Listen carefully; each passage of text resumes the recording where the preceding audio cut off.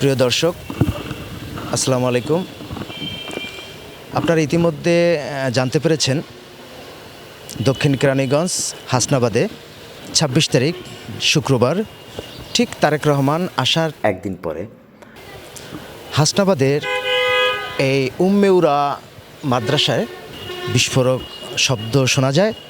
শুক্রবার দিন 10:25-এর ঘটনা, সিসি ক্যামেরার টাইমে এটা। আমি 10 মিনিট পরে 8 থেকে 10 মিনিট পরে আইছি। আমি ফার্স্টে শুনছি যে গ্যাস সিলিন্ডার বাস্ট হয়েছে।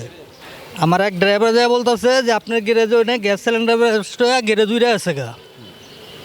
তখন আমি দৌড়ে আইছি, আইসা দেখি ওয়াল মল কিচ্ছু নাই, এই ওয়ালটি এটি কিচ্ছু নাই। তখন ওই কাজ করতেছে গাড়ি কাজ করতেছে মিস্ত্রি, আমিও গাড়ির কাছে, মিস্ত্রি ছিল। হঠাৎ বিকট আওয়াজ আমাকেও লাগে যে মানে অনেক উপরে তুলে নিল, আমি হালকা উপরে উঠে গেলাম, এরকম লাগলো আমার কাছে। পরে আমি শিক্ষার দিলাম, শিক্ষার দিয়ে পড়ে গেলাম পড়ে গিয়ে দিয়ে আমাদের এইখানে আসলো টিনের চাল মানে মার্চ 6 আগে কাজ করছে, খুব মজবুত টিনের চাল ছিল। টিন সহ লাগার উপরে উঠে গেলে ধাপ করে ফালাই দিল পরে সিএনজির উপরে চাল পড়লো। আমি নিচে পড়ে গেলাম, নিচে পড়ে গেলে আমার সিএনজি চেপা খাই গেছে, আরও প্রায় 8-10টা সিএনজি এবার ভাঙে গেল এই অবস্থা। পরে বেরোইলাম, কীভাবে বেরোবো? 10টা সিএনজি ভেঙে গেছে। হ্যাঁ, 8-10টা সিএনজি। আমাদের এই থানার ওসি সাহেব উনি নিজেও আসছে, উনি এই ভিডিও ফুটেজ দেখছে, আমার সিএনজি ভাঙে গেছে।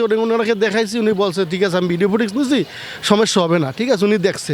পরে আমি নিচ থেকে বেরোয় আপনি গেলাম, গিয়ে দিয়ে ও পাশে দিয়ে দুইটা বাচ্চা রক্তত্ব। তাই আমি ভাবলাম যে হয়তো বা হয়েছে গ্যাসের বোতল, হয়তো বা বিস্ফোরণ হয়েছে, এটা ভাবলাম। আমি এটা ভাবি কাছে যাই না। এবার আমার মিস্ত্রি উনি আবার বেশি ছিল তো, উনি দৌড়ে গিয়ে একটা বাচ্চা ধরলো, যে বাচ্চারা বয়স 10 থেকে 11 বছর হতে পারে। ও রক্ততে এমনি খুব ব্লাডিং। পরে আমার দুইটা বাচ্চা পরে আমাকে বললো কি ভাই আপনি ধরেন। আমি বললাম কি দেখো আমি ব্লাডিং দেখতে পারি না, এই মিস্ত্রির বললাম। তাই আমি ধরতে গেলাম না, আমি ব্লাডিং দেখতে পারি না। একটা মহিলা একটা পুরুষ দিব্যি ভালো, এদের কোনো সমস্যা হয় নাই, ওই বাচ্চা দুইটাই সমস্যা। পরে ধরে নিয়ে আসলো মিস্ত্রি সহ, আর উনিও আসলো, ওই ছেলের ওই লোকটাও আসলো। দর্শক, শেখ আলামিন তার স্ত্রী আজিয়া, তাদের সবসময় সবার সাথে চলাফেরা ও যোগাযোগ কম ছিল।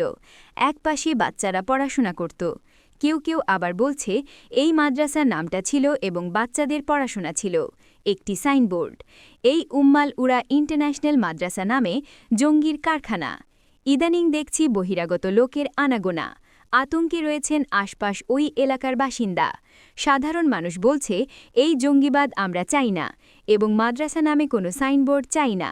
সাধারণ এক ব্যক্তি সাক্ষাৎকার বলেন এই দায়ভার বিচার বিভাগ তাদের নেওয়া উচিত, কেননা এই শেখ আলামিন বিগত 6 থেকে 7টা মামলার আসামি ছিলেন। এদেরকে ক্রসফায়ার দেওয়া উচিত, কিন্তু এদেরকে আইন এবং বিচার বিভাগ তাদেরকে জামিন দিচ্ছে। আইন বিভাগ বিচার বিভাগ ঠিক থাকলে তাহলে আর কোনোদিন এই ধরনের জঙ্গি হামলা হবে না। হ্যাঁ, বোমা পেয়েছে, বোমার কেমিক্যাল পাইছে, সব পাইছে। বোমা 4টা পাওয়া গেছে, 4টা বোমা পাওয়া গেছে। আমার তো মনে আরও বেশি। গেলানে বাইর করা হয়েছে, 20টা গ্যালান বাইর করা হয়েছে, 20টা গ্যালান বাইর করা হয়েছে কেমিক্যাল। এটা বিস্ফোরক, এটার ভিতরে জঙ্গলিবাদ ছিল।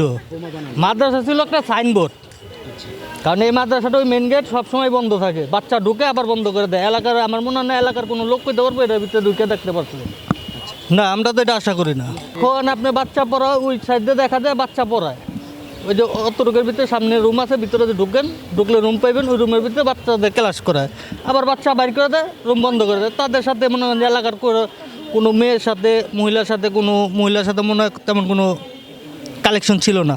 পুরুষের সাথে এলাকার কোনো পুরুষের সাথে কোনো কালেকশন ছিল না। কথাটা বুঝতে পারছেন? না, আমরা চাই মুসলমান হিসাবে যে বাংলাদেশ থেকে জঙ্গলিবাদকে উৎখাত করে দেওয়া হোক। মুসলমানের শান্তি কি? মুসলমানের ধর্ম হলো শান্তির ধর্ম। আল কোরআন কি? শান্তি ধর্ম। আল্লাহ রসুল কি বলছে? তোমার এক গালে থাপ্পড় দিতে তুমি আর এক গাল পাইতে দাও, সে থাপ্পড় আরেকটা দেওয়ার পর তার হাত ব্যথা হয়ে যাব। সে নিজে এমনি কবে না, অরিজিনালভাবে মুসলমান হলো শান্তির ধর্ম। আর বাংলাদেশে আপনারা আশা করেন?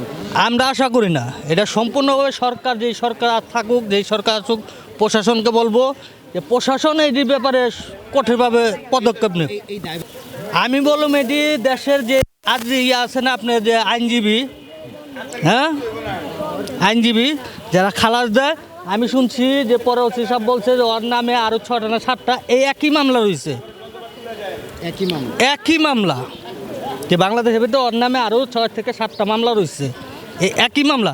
তো এই সমস্ত আসামিরা ধরে ডাইরেক্ট ক্রস ফায়ার করে দেওয়া উচিত, ডাইরেক্ট ক্রস ফায়ার সবার সামনে, যাতে দ্বিতীয়বার আরেকজন করোনার আগে বাংলাদেশের ভিতরে কলজা কাঁপে। দর্শক, ইতিমধ্যে কিন্তু আপনারা জানতে পারেছেন যে এই ধরনের আসামিদের এই যে আইন বিচার বিভাগটি রয়েছেন এই বিচার বিভাগের উপরে সাধারণ মানুষের আস্থা কমে যাচ্ছে। তারা চায়, সাধারণ কিছু মানুষ চায় যে এই ধরনের মামলা এবং হামলা যারা করে থাকে এবং যারা এইসব বিস্ফোরক ঘটনায় জড়িত থাকে তাদেরকে দ্রুত শাস্তি দেওয়া হোক। এমডি রাসেল খান, এফডিবি নিউজ, ঢাকা।